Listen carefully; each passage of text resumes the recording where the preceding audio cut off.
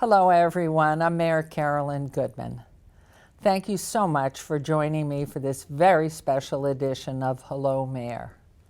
As you know, October is Breast Cancer Awareness Month, and I wanted to talk to you about my journey fighting breast cancer. It's been a trying year for my family and me, and though it's been tough, I feel it's important to be transparent about my challenges and stress the importance of breast examinations. I sat down, lucky me, with KCLV producer Nancy Byrne, who asked me some personal questions about this journey. I'm honored I have this opportunity to share my story with you. Mayor Carolyn Goodman and I are here in her office, and we're going to have a very open and frank discussion about your experience with breast cancer, because you have been so gracious and open about it, and I think it helps people.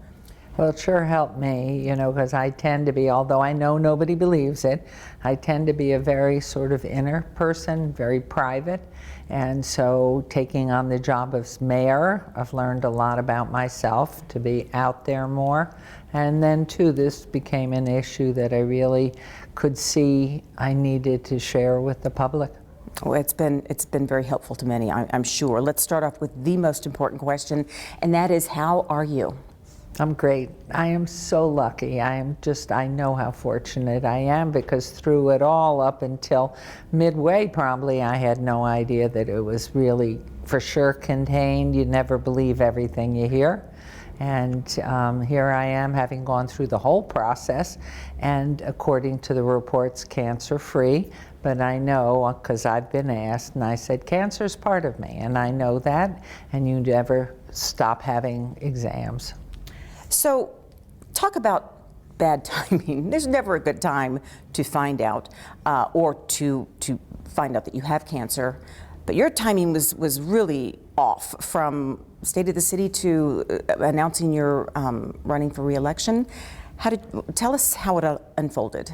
Well, many years ago, going back 11 years, maybe 12 now, I was working elsewhere and not in this position, and I'm a hands person. I'm always using my hands, talking with them, and I had a cell phone, and rather than carry it in a purse, I would slip it into my bra right here. And I went in for my checkup, I don't know, having done that for 2-3 years, and felt a lump. Go in for a checkup, and it was cancerous, and I'm convinced it was because of whatever was coming through. And fortunately, it was just a lump. I had a lumpectomy. They had to go back in and do it a second time, and then I took medication. I had radiation medication. 5 years later, absolutely clean, nothing, no history. So here I am, lucky enough to be mayor for a first term and then to get another term. And I thought, it probably is a good time to go ahead and move up all my medical checkups, which normally I do in June. And I thought, well, if I'm going to be lucky enough to try again for mayor, I'll do it in January. And so I went in for mammography, as one's supposed to do, and checkups with your gynecologist, or for men who should be doing it too with their physicians. And it came back, we'd like to see you again, come on back in. And then they said, we have 2 spots that are strong. We're going to put you in for a biopsy on your lymph gland. And I heard that, and I thought, uh-oh, and your breast. And so on the other breast, here I was. I went back in, and it happened to be the second tests happened to be done the day of the State of the City. And I had told no one, and of course didn't tell my husband, who's the most explosive human being in the world. And as soon as they had the report, I think they must have rushed it through. They had it immediately, and that both the breast tissue and the lymph gland was cancerous. And so there I was, having to stand up and give one of my very short States of the City, as you well know, Nancy. They get shorter every year. Yeah, by 3 minutes. And How It did was you do good. that? You know, I think it was almost therapeutic because I had to concentrate so heavily on about the subjects that I was speaking of, talking about our different council persons, and then the issues with which we were dealing. So I made it through it, and from there. How important, this is one of those questions I ask even though I kind of know the answer, how important was your family through all of this? You know, well, obviously I couldn't have done it without them. I think Oscar for sure. The worst part, of course, was telling him and then sharing it with the children who panicked. And of course, I was living through my own internal panics and anxieties. But without the family, without my 4 children and their spouses and the grandchildren, without question. I didn't share it for a long time with my sister who lives back east. There was no point. But they, I'm certain. So supportive. I mean, there were things that as I was going through the chemotherapy, they have an opportunity for you to try to save your hair, which I thought, well, what difference? Well, my daughter said, oh, Mom, you got to try it. And you need to have somebody who every single treatment, which takes through the treatment, which is 3-4 hours, and then the rest of the day, I think it's like an 8-10 hour treatment that you have to do every 25-30 minutes. And it's monitoring how cold it is and everything else. And she had a little Geiger counter. I mean, she just did it every single time. She was getting up 5 in the morning to get dry ice, which goes in the packs.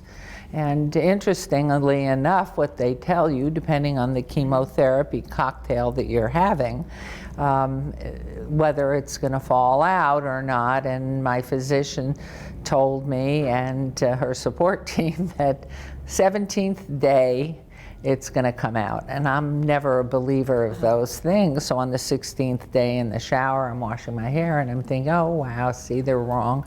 17th day I'm in the shower and a whole handful came out.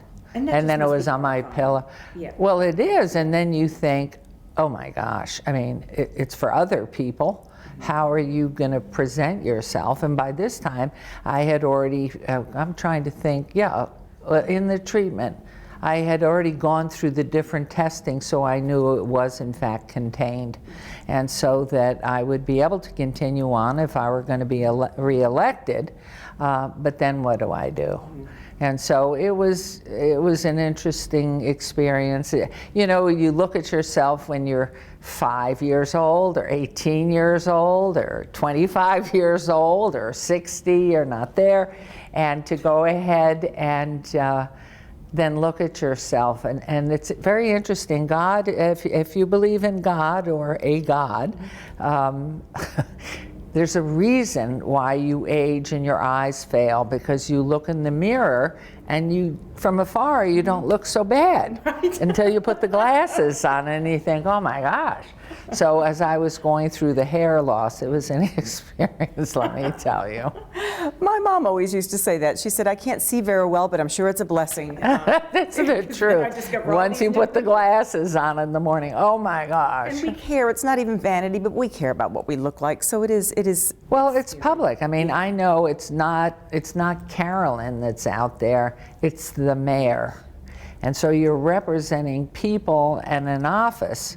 And so anything that denigrates that or pales it, you just don't want to be doing that.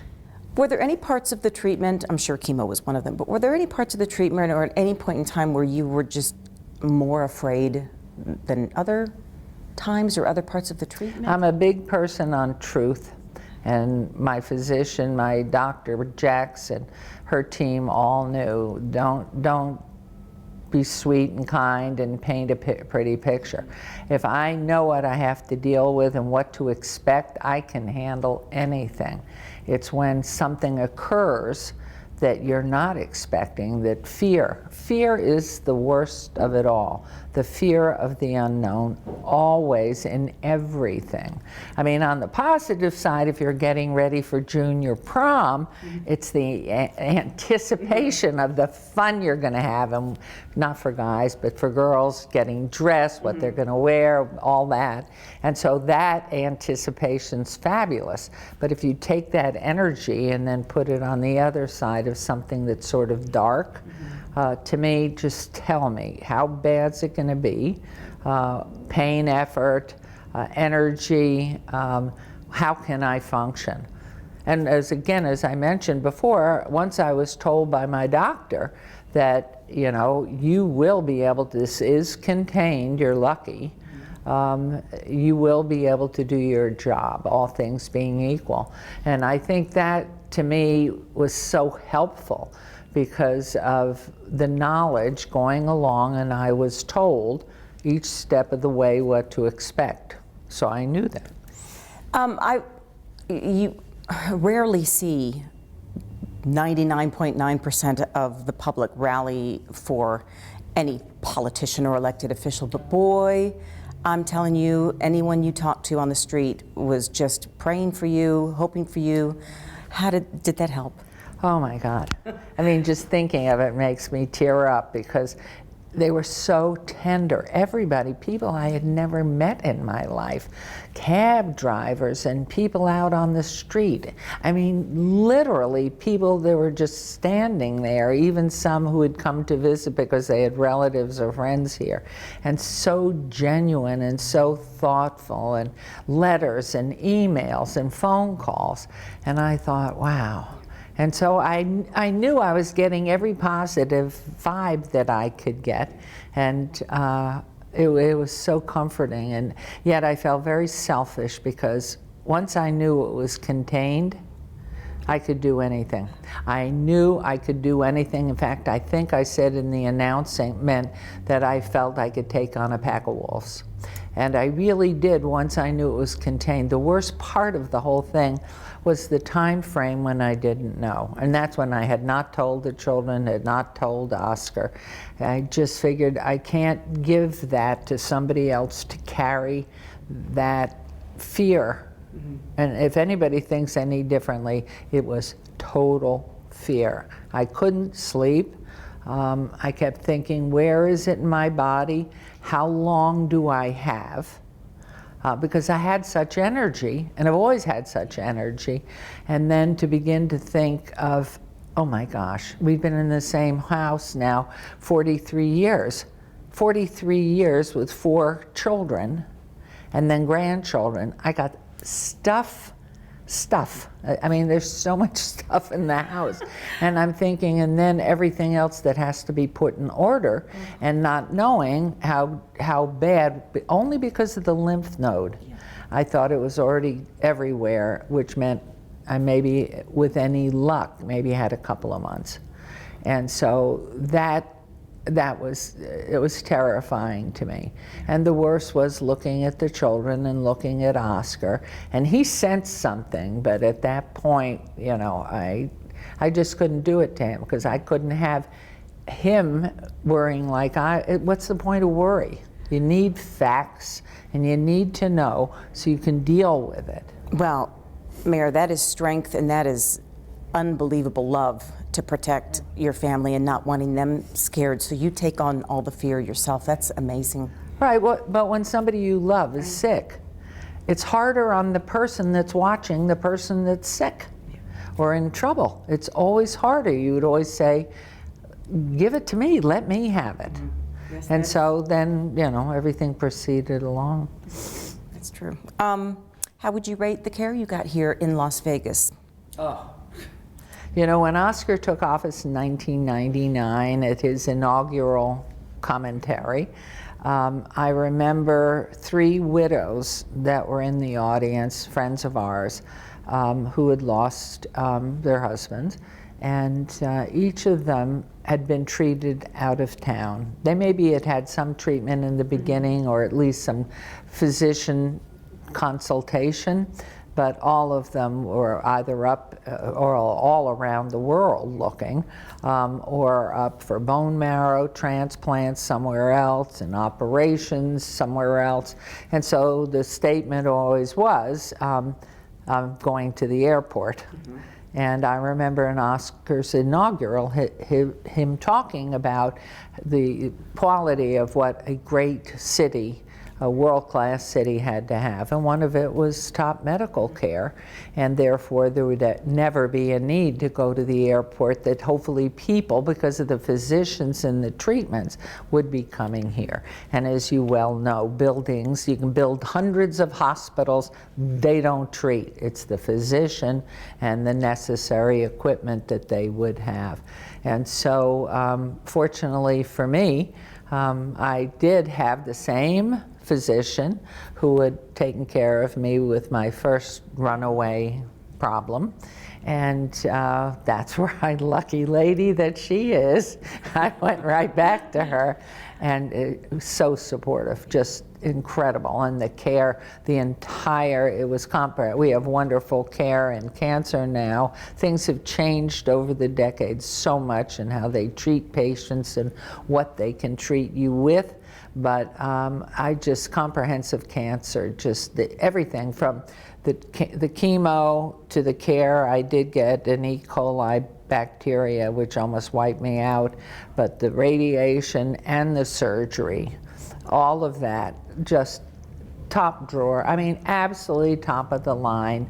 And I'm so proud of everything that they've been doing. And a lot of people might say, well, of course they're going to treat you like gold. You're the mayor. But there are other doctors out there and other patients out there that receive just as good a care. Oh, the care is, of course, it had nothing to, well, I would have cried and begged and whatever, but the reality is, and we have a lot of issues with health care, as everybody knows today, and what your insurance covers and what it doesn't. That's the biggest issue, because you can be in debt. I mean, my whole case, I'm sure it was over $1 million. For anybody who has any major issue, whatever it is, the cost of medical care is just through the roof, and if you don't have insurance, you've got to find a way to get medical care. You just have to. But I was so fortunate, and they are such a wonderful group of technicians and nursing care and the physicians, and their understanding and yet staying up, because what's so wonderful today, because of technology, you can get information immediately of something new. I mean, remember 30 years ago, what they would do is operate you first, then chemo, and then radiation or whatever. And I think they found that exposure perhaps to some air or something wasn't the best.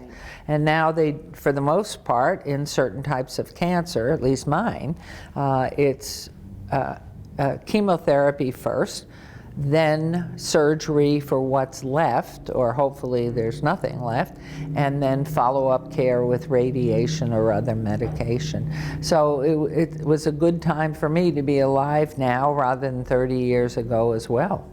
So I know there's a hesitancy to be a role model, so to speak, because everybody's situation is different, their experience and how soon or how late they discover the cancer.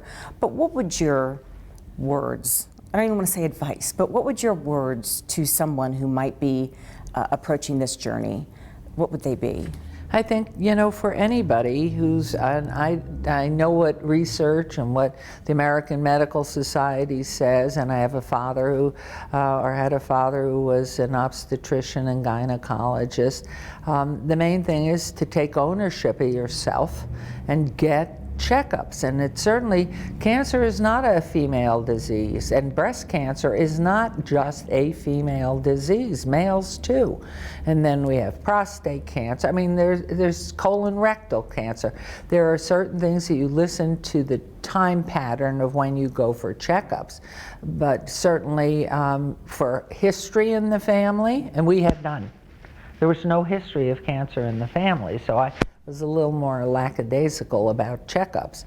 But I think if anything came out of all of this and my ability to keep reminding myself, because I kept wanting to turn in and just sort of keep it to myself, no, you have an opportunity to remind people to go for checkups and to check their history and find out, and even if it's heart disease or it's glaucoma, go in for checkups.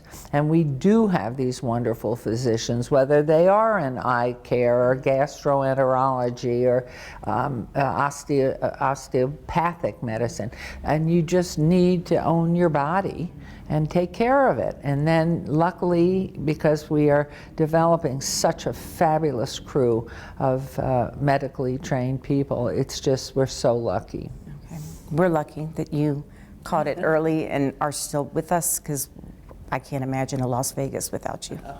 You are just wonderful. I'm having the best of times. I have to tell you, what a great city we live in, what an opportunity for everybody, because everybody makes a difference here, and how nice to be able to see that, watch people take the joy of, I'm from Las Vegas and I do this and this is what I love, and it's just great. We're such a melting pot too. It's just beautiful. Yeah. Well, thank you. Thank you, Nancy, for having me. It's just, get your checkup. I do. Okay.